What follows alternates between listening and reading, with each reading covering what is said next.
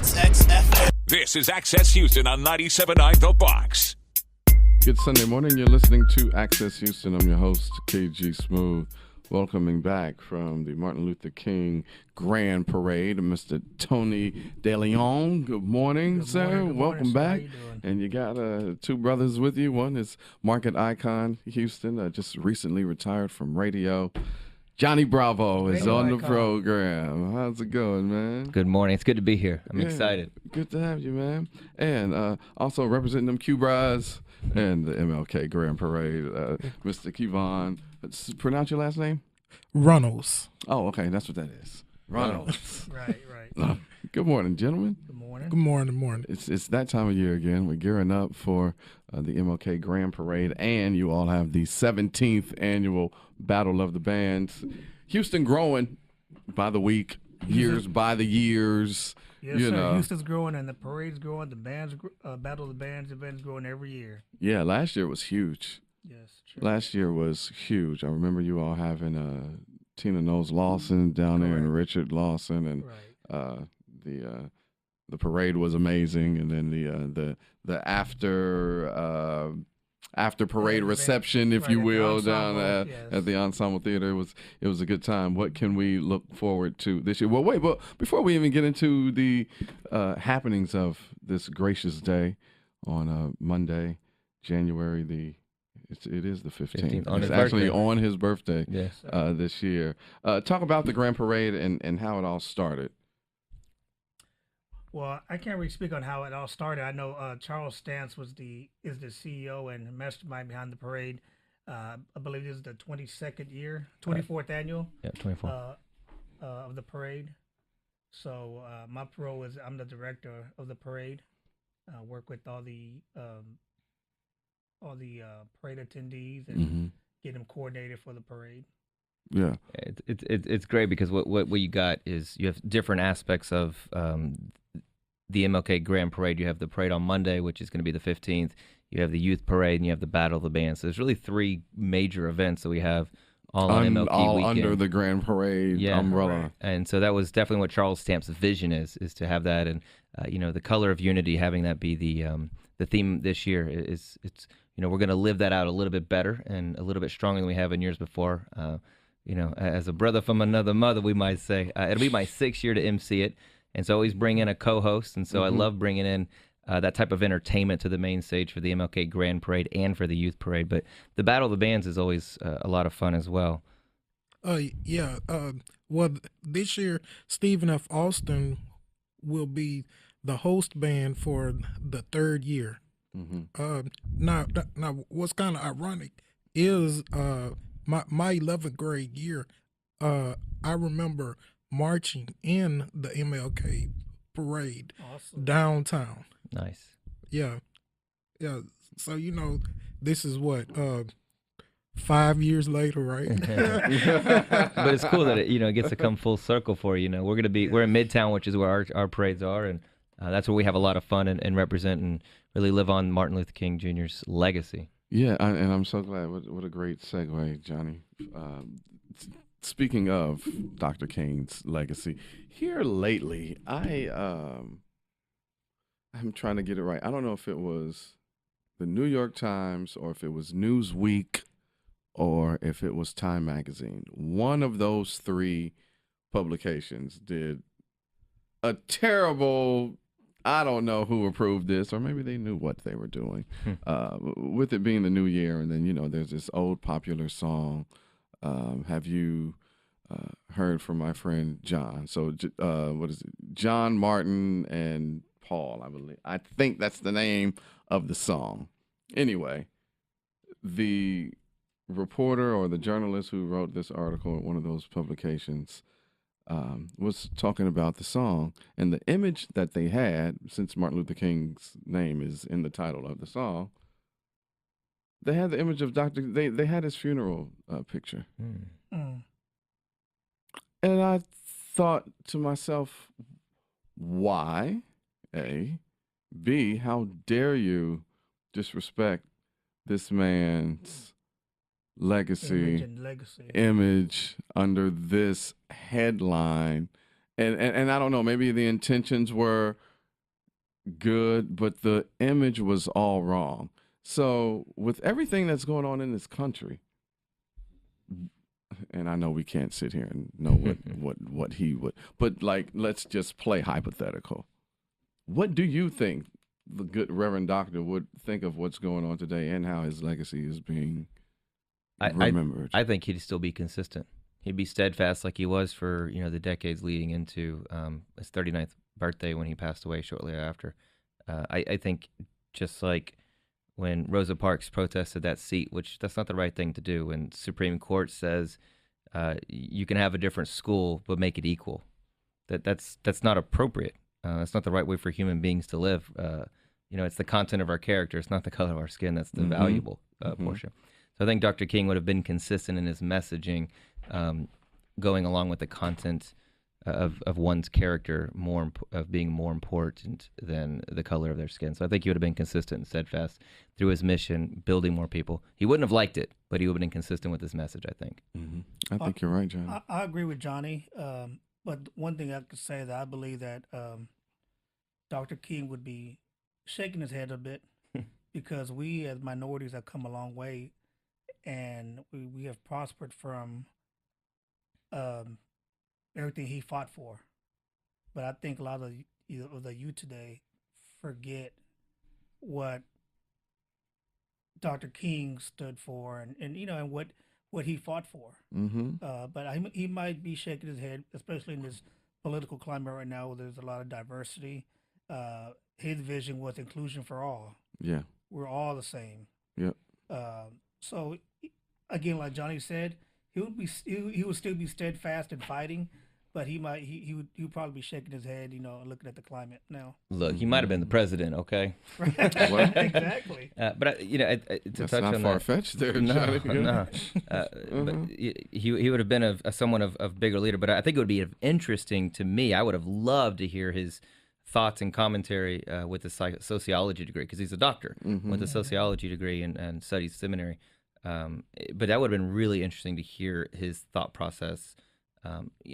People of that ilk to share. Indeed. You're listening to Access Houston. We're talking to the good people at the Martin Luther King Jr. Grand Parade happening on next Monday, the 15th, the actual birthday of Dr. Martin Luther King Jr., also with the 17th annual Battle of the Bands that is going down. Johnny Bravo, of course, is the host once again for the third time this year. The sixth time, excuse me. I'm sorry. The sixth time this year. So you had big names last year. Like what can we expect this year?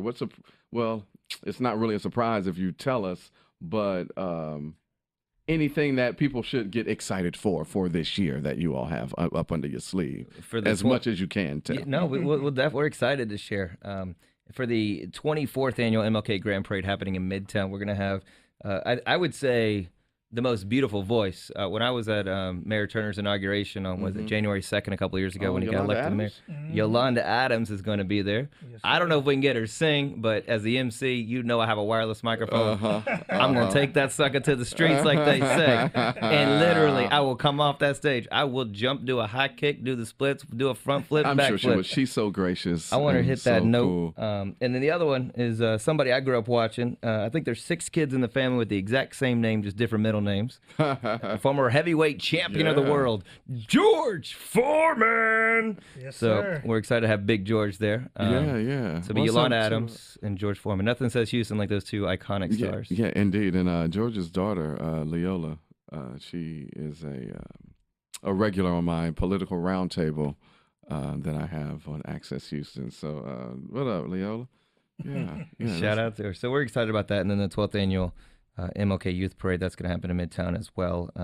Same thing, the color of unity. So we have a lot of great things happening with that as well. Some people from Ebony Magazine, Jet Magazine. So for those who may not know, this may be their first time coming, best time to get down and get a good seat where you can see all of the floats and not, have to wait too long. So on Saturday, the 12th annual MLK Youth Parade, that starts at noon. So I would always say an hour before. Find your spot an hour and a half before, like parking spot, because we know parking. Look, just find your spot and then walk over. I say get in your area about an hour before, And then on Monday, we go to MLK, the MLK Grande Parade on his birthday on the 15th for the 24th annual right there in Midtown. It starts at 10 a.m. Youth Parade on Saturdays noon. This one's at 10 a.m. So get there, I'd say 9:15. It's my 6th year to do it, 9:15 or so. I see the crowds just fill up. And it's fun because we want to be ready right at 10. When I'm the host, when I have the microphone, we start and we end on time. So that's one of my commitments to my clients and the people that I serve. So that's definitely what we're gonna do. We start at 10. So this 10:15, you might miss George coming through with you might miss Yolanda singing something. But if you do miss something, we have plenty of acts coming behind them. We have many floats, bands from all over the Texas and all across the nation. I will let Mr. Runnels speak on that since he's the host band this year. Yeah. Are you all right? All right. Yeah. Well, Sunday, January 14th is our Battle of the Bands, hosted by the amazing Stephen F. Austin High School, Sonic Boom Marching Band. Yes. Now we have about 15 marching bands coming from Texas, Louisiana, Oklahoma, Kansas. Wow. Arkansas. I mean, man, got Westbury, we got Bel Air, who else? Got Carroll High School. Mm-hmm. But we also got several local bands coming too. Booker T. Washington. Come on. They coming back with it. Cashmere coming back with it. Scarborough. Yes. Scarborough. Wheatley, Milby. Yeah. So it's gonna be award-winning bands. Yes. Yeah. Yes. So every year we have bands. a great time out there at Battle of the Bands. Good weather, bad weather, cold weather, drizzling, rain or shine is going to happen. We're out there. These young men and women have practiced year-round to be ready for this event, and so they're looking forward to it. And we invite everyone to come out and cheer them on, and we'll have a fun time out there. Yeah, show them how H-Town puts it down because That's right. I mean, you got bands coming from, Arkansas and California and Mississippi, Oklahoma, Louisiana, everywhere, so that's definitely going to be one. So save the date for Monday, January the 15th for the 24th annual MLK Grande Parade, and then that Sunday. So let's back it up. So next Sunday at 4 o'clock. Let's back it up one more. Okay, back it up one more. Next Saturday. Next Saturday is the Children's Parade. The Youth Parade. Yeah, the Youth Parade at 12 noon. Yes, led by the amazing, award-winning, Grammy-recognized Sonic Boom of Stephen F. Austin High School. Since 2008, we have led the Youth Parade. Mm-hmm. Since 2008. Yeah. I guess it started off right though. Yeah. Loud. Right. Y'all do so any the cover Youth songs? Parade Saturday. Any fun cover songs? Oh, we do tons. What's the They best do it one? all. I Was Made for Loving You by Kiss. Yep. Nice. Yep. Okay. We jam that one. All right, so the Youth Parade on Saturday at noon. Correct. And then we've got the Battle of the Bands on Sunday at 4. At WW Thorne Stadium in Humble. Okay. In Aldine. Alding. Aldine, right? Alden. Yeah, Aldine area. And then on, of course, Monday, it is the 24th annual Grande Parade with appearances by George Foreman and Houston's own Yolanda Adams, hosted by the one and only Johnny Bravo. And parade kicks off at 10 a.m. At 10 a.m. And it goes about 2 hours. It depends on how fun it's going. You never know who you're going to see, though. I mean, there's years where Charles Stamps has said, Johnny, here's who's going to be here. And all of a sudden, I'm out there saying, oh, my word, Mayor, what are you doing? Sheila Jackson, what are you doing? And I mean, it's everybody coming out for this. It's the chief of police, the Chief Art Acevedo was there in the past. I think we've had Sam Pena as well, the fire department. You never know. The Rockets show up. The Astros show up. One of my favorites is the Houston Public Library. They got books. Yeah. Look, Yes. hey, that's important. So it's things that are of importance. They still got the bookmobile? Yes, they do. It's They're an out RV. there every year. That's Wow, it's an legit. RV now. Yeah. Wow. I remember the bookmobile. It's all growing this up. cool stuff, though. It really represents Houston. It represents the legacy of the Martin Luther King live for stands for, and because it's a present day moment. That is not a past tense thing. That's right. Martin Luther King is not past tense to me, and he shouldn't be to us. Hey, remember, it's a day on, not a day off. There you go. Yeah, so save the date for Monday, man. Johnny, Tony, Keavon, thank you all for coming through. Social media and stuff. You know, these kids, they got to follow, and keep up with the info. So where can they find more information? The website, a Facebook page, MLK Instagram Grand page? Parade has their web page, Facebook, MLK Grand Parade. We also have the MLK website, MLK Grand Parade .org. Okay, MLKGrandParade.org for all of the info. We're excited. We're Sonic excited this Boom, year. too. Sonic Boom. Yeah, Facebook, SFA Sonic Boom. Also Instagram, same name. Same name, SFA Sonic Boom, and all the announcements, schedules, and all of that is on there. We're truly excited this year. Every year since I've been involved, it has grown. I've been involved. This will be my 4th year. It's a big melting pot. Again, inclusion for all. Yeah. I mean, you see every ethnicity, every nationality involved in the parade. It's awesome. So I hope everyone comes out, has a good time. Indeed. I hope you all do it too, because Johnny's going to put it down as the host with the most, man. He's the man. I appreciate you guys coming through, man. Thank you so much. We're gonna have a good time. Tell you good jokes. Maria Todd's gonna co-host with me this year. That's Nice. that's your little Maria. teaser. Hey, Maria. One of my best friends. We miss used to do her. mornings together in radio, so I love it. Yeah, I miss when she worked over here. Come on. Over here in news. So we're gonna have fun. Mama T is what I call her. So me and Mama T are gonna have a blast. Tell you some jokes. Keep you lively. Have a good time. That'll be on Monday, MLK Day, January 15th. We'd love to see you there. Starts at 10 a.m. And that's when we will see you. Thank you so much, gentlemen. Thank you. Gracias. Thank you. Alrighty. Good Sunday morning. You're listening to Access Houston. I'm your host, KG Smooth. Welcoming back an incredible young man who has an organization called Young Black Authors, all the way from Mobile, Alabama. Ladies and gentlemen, Mr. Corey D. Wallace. What's up? Good morning, man. Welcome back. What's up, KG? How you doing, man? Man, good, man. Just What's been going on since the last time? For those of you who may not be familiar with Corey, I had him on the program earlier in 2017, and he's a part of Young Black Authors, and he has a book out called 90s Baby. So, Corey, first, tell us about YBA and what was the inspiration for you to start Young Black Authors? Really, it was started by all of us in the group. We came together. Chris Bonner actually made the name Young Black Authors. He's a member of our organization. He's the poet and the author as well. He just wrote a book. And we came together. We said, we want to do something different. We want to do something positive for especially young black men to look up to.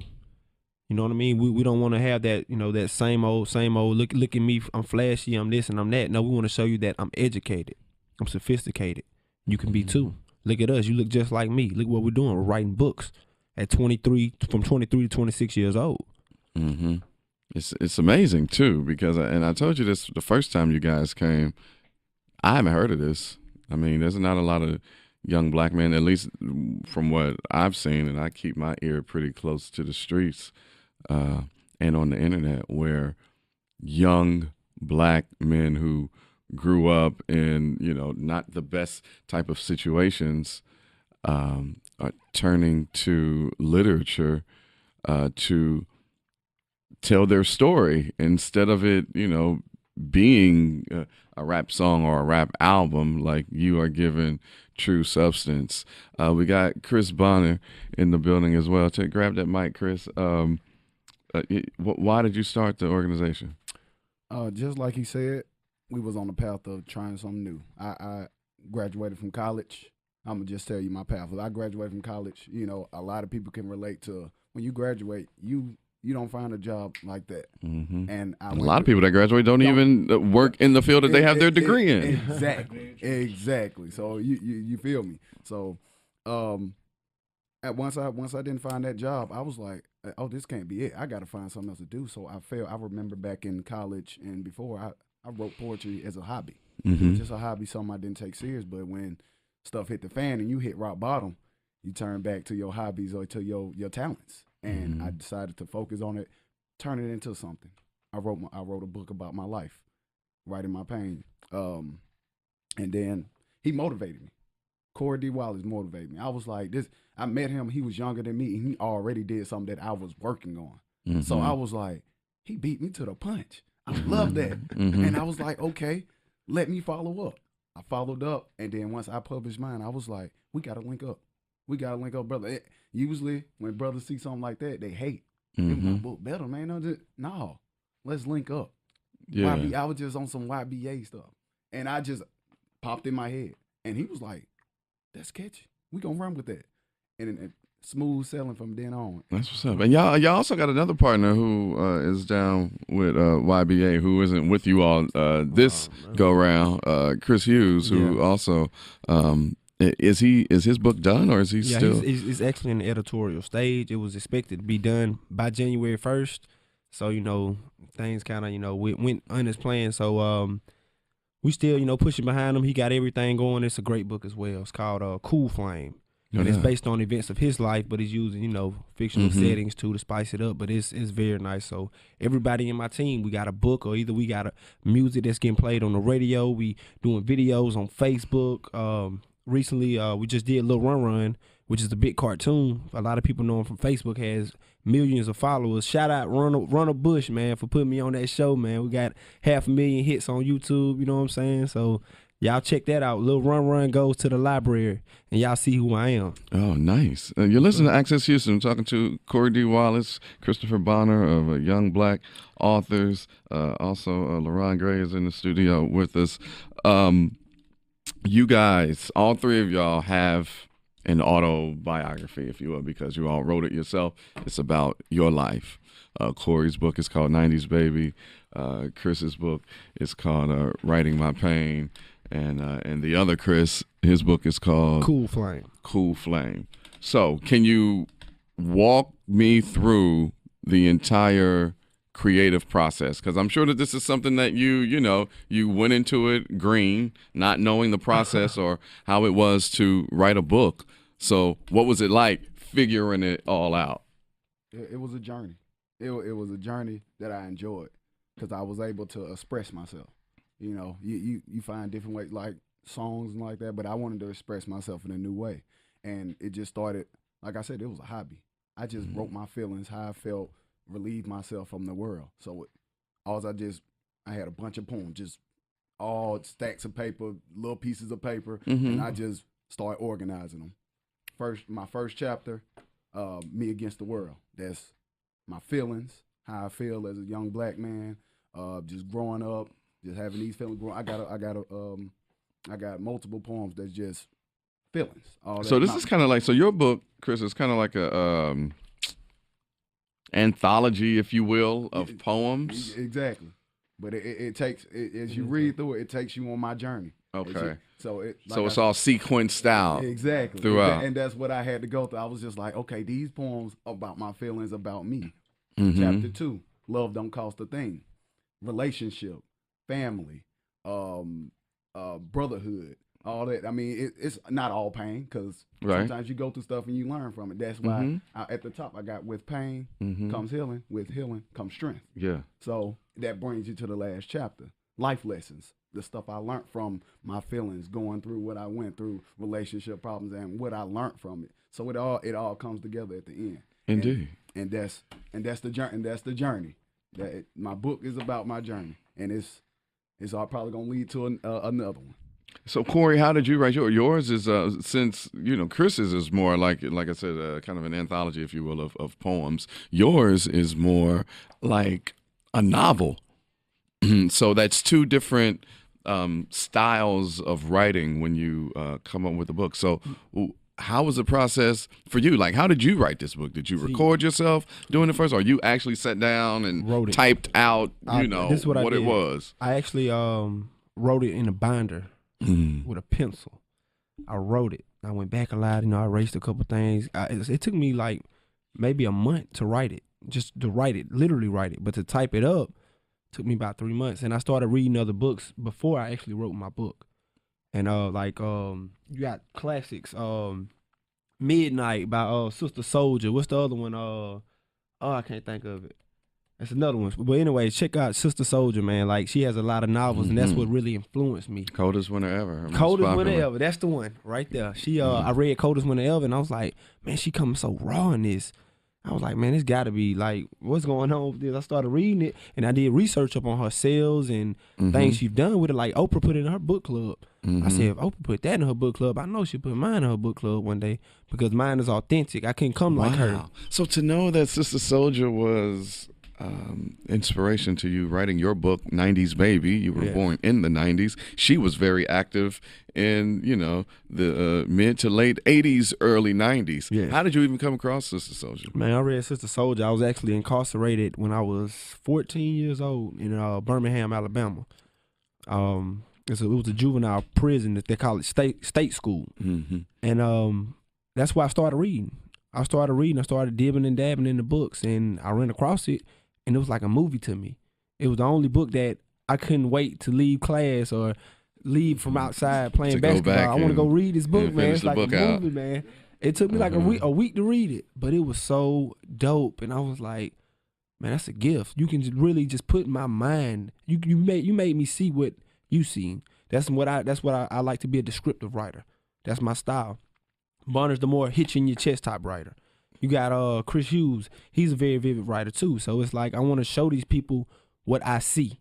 I have to study the greats, just like when it comes to speaking. I listen to Les Brown. I listen to Eric Thomas. So when I go and speak, my speaking is influenced off of them with my own style. You got to follow the greats, man. You know what I'm saying? That's what I feel like anybody should do. If you want to write, follow the greats. And I feel like everybody should write a book because everybody has a story, man. I agree. I'm glad you mentioned that. We're going to touch on that right after this. You're listening to Access Houston. We'll be back with more Access Houston on 97.9 The Box.